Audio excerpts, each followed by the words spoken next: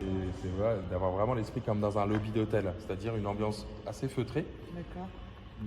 Peindre tous les murs en noir, peindre les plafonds là en noir, laisser évidemment les accès pompiers, parce que ça on n'a pas le droit, mais peindre le dôme là, le Sky Dome, tout ça il faut que ce soit pas en noir.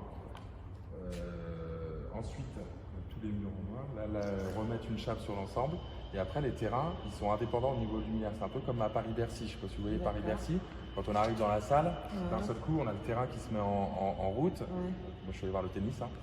Et c'est vrai que on a cette espèce de centre en fait qui est mis en avant. Là c'est exactement la même chose, on veut que les 4 terrains ils soient vraiment bien mis en avant parce qu'ils sont de l'éclairage un peu comme le stade de l'eau finalement. On verra presque pas son voisin, par contre les joueurs on a l'impression qu'ils sont en plein jour. C'est un peu la même chose.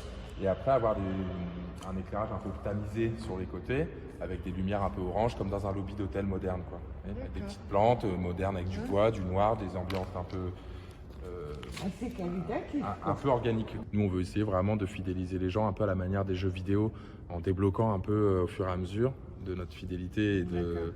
Voilà, au bout de 10 parties, bah, tac, t'as la carte Gold, au bout de 50 parties, la carte Black, et puis au bout de 100 parties, la carte Platinum, par exemple. En gros, on change évidemment la porte, la double porte, tac, on arrive, il y a un accueil ici, petit accueil, juste pour scanner son téléphone ou sa réservation ou dire coucou, je prends ma réservation. Ça, c'est l'espace poubelle stockage.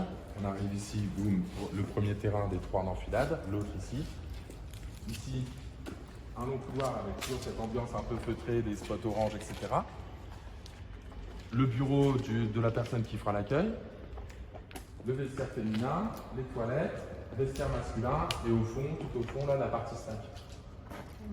Voilà, ça c'est pour la partie, encore une fois, plutôt réservée quand même à tout ce qui est sportif. D'accord. On va être entre 6 € et 14 €. Hein, si on est sur le terrain panoramique avec la location de raquettes, le soir d'affluence, peut-être, ouais, allez, on va dire 12-13 €. Je poursuis la visite. Oui. Ici, petite salle de séminaire.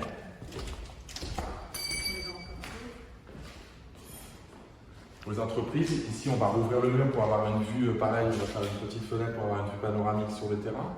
Ouais. Et pareil, là il y aura des écrans indépendants en plus du grand écran que je vous ai montré. Là ici, du coup, on veut faire le bar et en fait, je vous en parle après, mais il y a un triptyque en fait en termes de rémunération.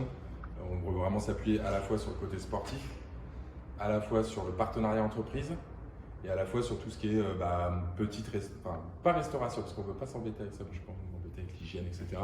Mais une partie un peu boisson. Alors sans que ce soit un bar et faire concurrence au tricas, c'est pas l'idée.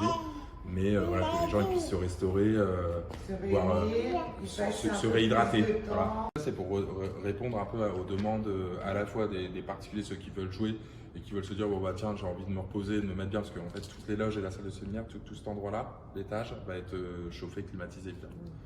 On veut vraiment que l'expérience consommateur elle soit sympa. Le sport il est vraiment en train de s'organiser comme se sont organisés d'autres sports avant, mais vu que c'est un sport moderne, c'est vrai qu'il n'y a pas encore, franchement même moi les compétitions je ne les connais pas encore bien, mais il y a des P1000, des P250, des P500. Finalement on va mettre un grand écran ici qui sera soutenu sur ce truc-là, avec le rétroprojecteur qui sera en face, de façon à ce qu'en fait quand on soit en bas ou quand on est en haut, on puisse voir cet écran principal. Parce que l'idée, on a la Coupe du Monde au Qatar qui arrive, c'est de pouvoir aussi organiser des réceptions, une diffusion d'événements sportifs. Donc là, on peut profiter de la Coupe du Monde, mais ça peut être aussi plutôt retransmettre. Vous avez déjà un calendrier des travaux, un calendrier d'ouverture? L'objectif, c'est d'être prêt pour le 15 novembre au maximum.